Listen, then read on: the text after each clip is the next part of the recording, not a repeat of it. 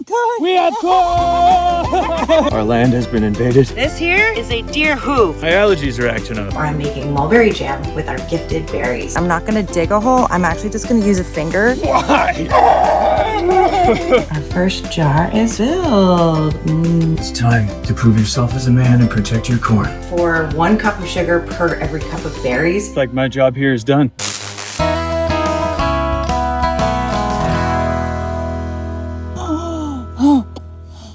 We have a corn! We have corn! We have corn! We have corn! Not yet. That's right. We did it! We did it! Wow. I see right through your little corn. We love you. We love you. Woo! Oh my goodness. It's our first corn. That's a corn. That's a corn. That's a corn. That's a corn. We have corn.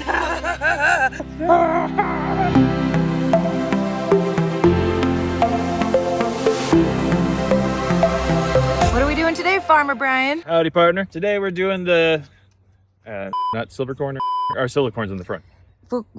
Yeah. What are we doing today, Farmer Brian? Today we're doing our decorative corn, and this is corn that people use in the fall. It's really beautiful. Blues and reds and different variations of beautiful colors. Same process though as what we did in the front. Gonna get these rows going. Oh, it's not easy, but hey, that's what I'm here for. And why are we wearing a scarf around our face today? My allergies are acting up. It's not because I'm about to rob a train at all.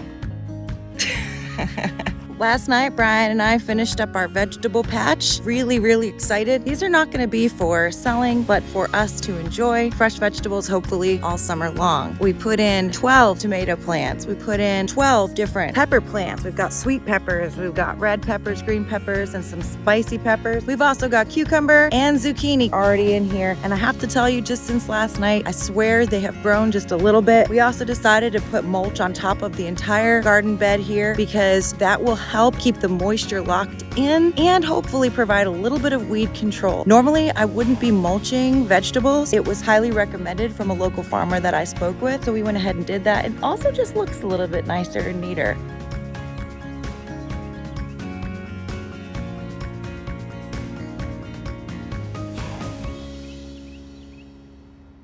Okay, Brian's done a really good job making these awesome rows for our ornamental rainbow corn. I'm gonna go ahead and put the first one in. I'm gonna do this method a little differently than we did in the front. I'm not gonna dig a hole. I'm actually just gonna use a finger. So I'm gonna show you how I'm gonna do that. So here's our lovely mounds. Thank you, gorgeous. So welcome.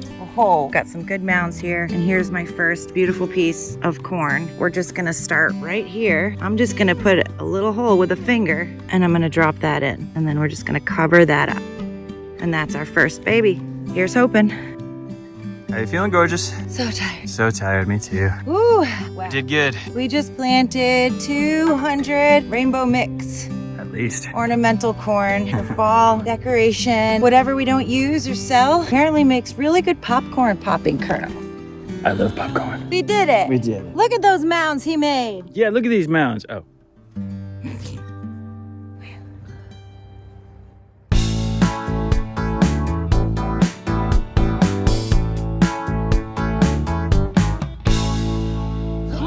Bigger. Oh my God.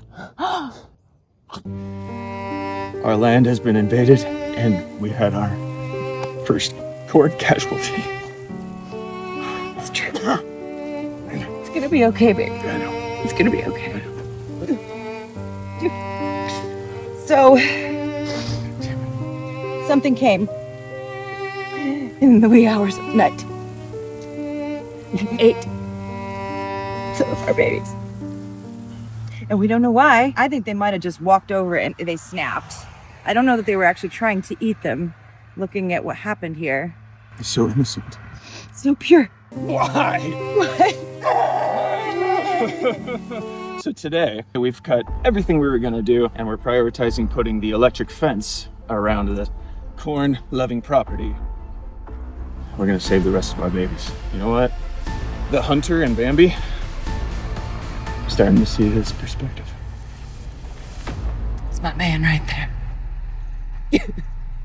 This here is a deer hoof. Bad. We don't like you. Don't come on my property. Next time we're gonna shock your butt. Who does that behoove? That don't behoove nobody. It's time to prove yourself as a man and protect your corn. But ain't no deer on this earth gonna take you serious with those chest pepperonis hanging out like that. Gotta get in uniform.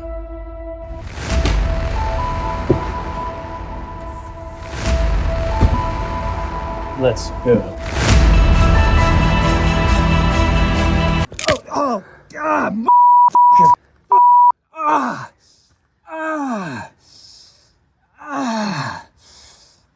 yeah.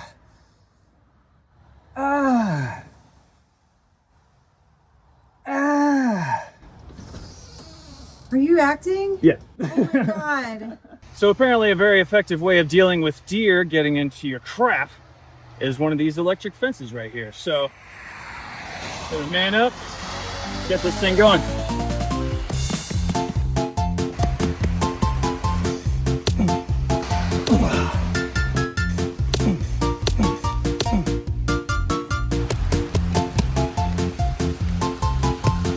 Well, the rain won't stop me from installing an electric fence.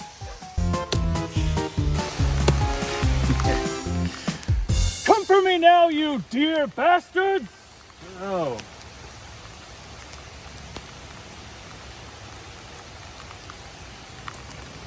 Teddy, what are we doing?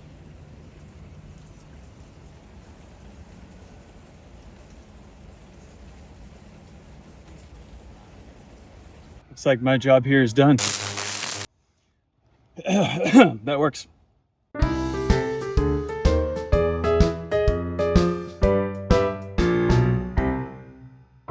We're about 30 feet shy of fence here, so we're gonna have to order some more on Amazon. For right now, you can see here we've got a little bit of a 70-foot bundle that we didn't need right now. We're gonna use this for our vegetable garden in the back, because apparently we have a gopher now, which is something else I need to smash. I'm not gonna smash it, I'm not cruel. I love animals. Job pretty much is done here for now. My baby's making chili.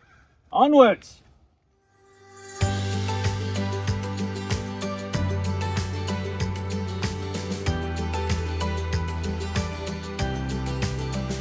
This is the life.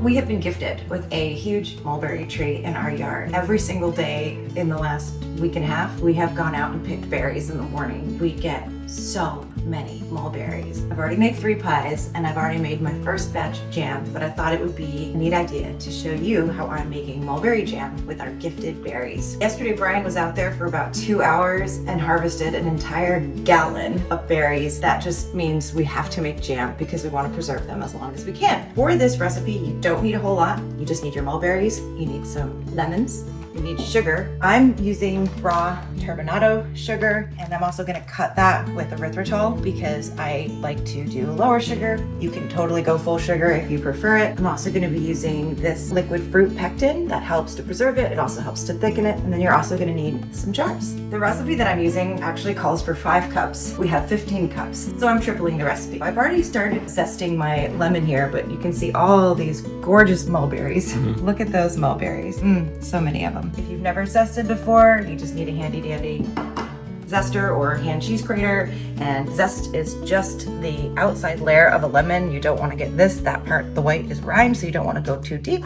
So I'm just zesting that lemon. I'm gonna do 3 because I'm tripling the recipe. Lemon zest is really great because it provides a lemony flavor without acidity. The zest itself has so much lemon flavor in it. Then we're also gonna go ahead and use the juice. Now this is something, a makeshift seed colander here. I just use the top of a martini mixer. I'm just gonna squeeze the lemon juice right into there. It's pretty genius, baby. Thank you. That way we don't get any seeds in. That's down though. So this recipe actually calls for 1 cup of sugar per every cup of berries, which I think is crazy. I'm always trying to reduce my sugar intake. Mulberries are so sweet on their own. They're like little sugar bites. So I don't feel that I need to add as much sugar. So I'm actually halving that. Where we have 15 cups, I'm going with 7 cups of sugar, and I'm splitting that between erythritol and raw sugar. So I'm gonna go ahead and pour in that sugar. Seems like an insane amount. Sugar acts as a preservative, and so when you're making jam or preserves, I think that's partially why you need so much sugar. And I'm gonna go and add my erythritol. I also find that erythritol is a bit sweeter than most sugars, so it kind of doubles the sweetness per cup. It's like snow, mulberry slush. And I don't actually mind as I'm stirring that, you know, some of the mulberries might get a little crushed or smushed. I don't mind that at all. Also, just a note, you probably see the little stems in here. So when you pick the mulberries, they kind of come with their stems. I'm gonna just put one in my hand so you can see that little stem right there. Frankly, they kind of boil down and they don't taste weird and it doesn't look funny and it's not like you're eating a hard twig. It just kind of boils down into everything. It turns out mulberry trees are actually incredibly edible. Everything from the berry to the little stem, the leaves and the bark apparently even have medicinal properties. Also, mulberries are full of antioxidants. Look at that nice dark purple color. Of course, if you want to go through and take the time to pull off all the stems, you totally can. They're a little hard to pull out without just kind of destroying the berry. So now we are mixed. It's time to put this baby on the stove. We're going to bring these berries right over to the stove, and I'm going to put this to a medium-high heat. We're going to let that simmer and then come to a bit of a boil, and we're going to cook that for a while. Okay, we have gotten to a boil. So now we're gonna kind of stay here and frequently stir for about 15 minutes. You don't have to stir like crazy, just make sure it's sort of moving so it doesn't stick to the bottom. And this will begin to thicken. Would you like? So that's been boiling for about 15-20 minutes, and we've been stirring it frequently so that it doesn't burn. Now I'm going to go ahead and add the Certo Premium Liquid Fruit Pectin. This is only my second time doing jam, and I didn't know what this was until the recipe called for it. It is sort of a preservative. There's citric acid in here, and it also has some thickening as well, but it doesn't really have any calories or sugar or anything like that. It is kind of a thick jelly-like substance. Sure, get everything in there. This recipe is so big, I'm gonna use 3 packets. And I found this at Walmart in the area that had canning supplies and jarring supplies. Wherever you can buy mason jars, you can probably find this stuff in the same aisle. Last one, gooey. Mulberries aren't very tart. They're sort of like figs in flavor. This pectin actually adds a tartness to the jam, which I really appreciate because I like my berries to be bright. And I actually used one of these packets in a mulberry pie yesterday because I wanted to brighten up the flavor of the pie, and it did it beautifully. I love the way it changes the flavor of the mulberries. It kind of makes it go from tasting like a fig to a blackberry or a raspberry. So I'm gonna stir this in, and I'm gonna let it cook for another couple of minutes or so. We are just about ready to put this tasty jam into our mason jars and then boil those jars. So the last batch that I made was a little bit more juicy or watery than I typically like a jam to be. I want it to be a little bit more spreadable. I'm actually going to add a bit of a cornstarch slurry. So this is maybe 1/4 cup of water mixed with about 3.5, 4 teaspoons of cornstarch. And I'm hoping that that will work to thicken us up. I'm not going to do it all right in one go because I want to see how well it thickens. I can feel it's heavier and thicker, and you can actually see the juice isn't just falling right off. But because I like my jam thick, I'm going to go ahead and add it all. I think that's going to do the trick. Oh yeah. I think the cornstarch was the right idea. So now you can see it's a lot more gelatinous sticking to that spatula. It's a lot thicker. Great. I think this is a nice consistency, and also within the 24-hour cooling period, it will thicken a bit as well. The way this makes the house smell, no candle can capture this essence.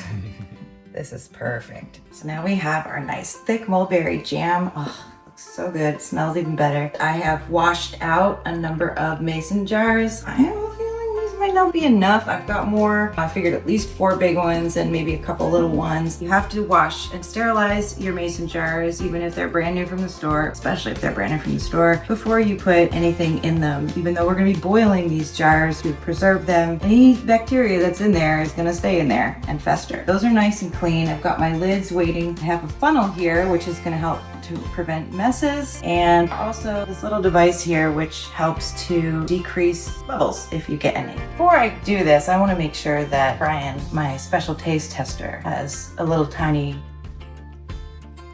bite.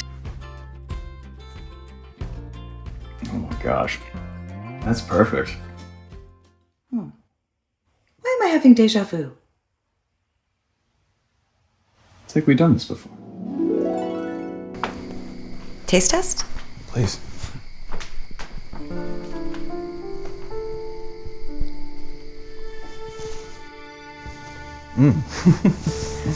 That is perfect. Hopefully I won't make too much of a mess. I'm gonna pop the funnel right in there. And using my ladle, I'm gonna come close here. This funnel is an adjustment because the first batch I did not have a funnel, and I may have made a bit of a mess. What they say is to fill it up just to the point where there's about 1/4 of an inch of air on the top. I'd say that's maybe a little tiny bit more. That does it. Our first jar is filled. Thumbs. Thank you, Mulberry Tree. What a gift. Brian and I also put a swing on the tree, and it acts as a perfect canopy from the sun. And we love to rock on that swing under our mulberry tree. I've been doing it every night. Jar number 2.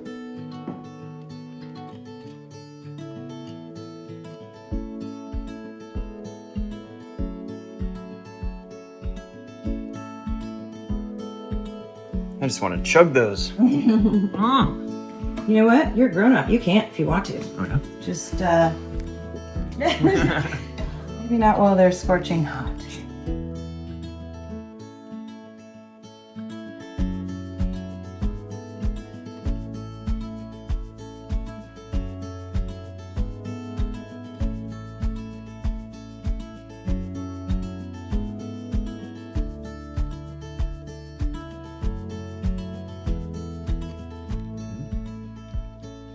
Oh, wow. Mm-hmm. Did good, baby. Wow. Yeah, I'll say. Wow. So the last step before I cap these is to just wipe the lid clean, because when you put that little wax lid on top, you want it to be able to seal. And if there's any juice in there, it might prevent it from sealing. So you're just gonna go around and carefully with your paper towel, clean up that lid. Make sure that there's nothing stopping your seal from forming. Looks pretty good to me. Final step before we boil these jars is to put the lids on.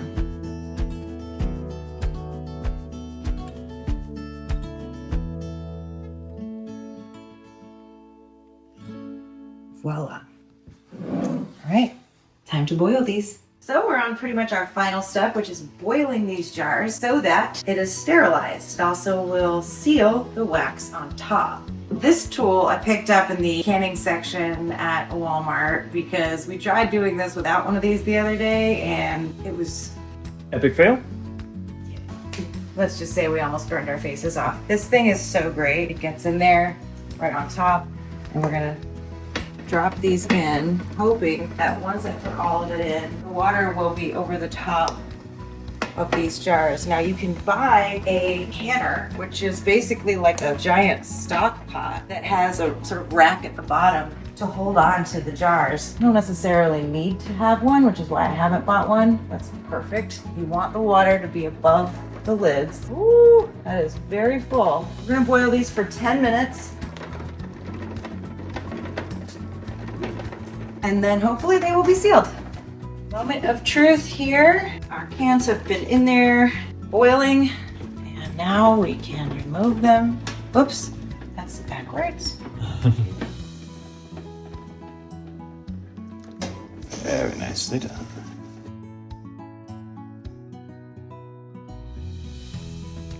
We have our lovely jars of mulberry jam. We're gonna let these cool, and in 24 hours or so, they will be ready for consumption. This is sort of my introduction to canning and jarring. Now that we're on the farm, that's something that I really want to get more into. We may end up with an abundance of things, we hope. I want to know how to make pickles. We have so much corn that we can't sell it all. I want to be able to jar corn. It's also a really fun way to preserve eggs if we end up with an overabundance of eggs. Pickling eggs could be a really fun project. I'm hoping that this is going to become a routine part of our farm life so that we can store food and continue to have sustainability here on the homestead.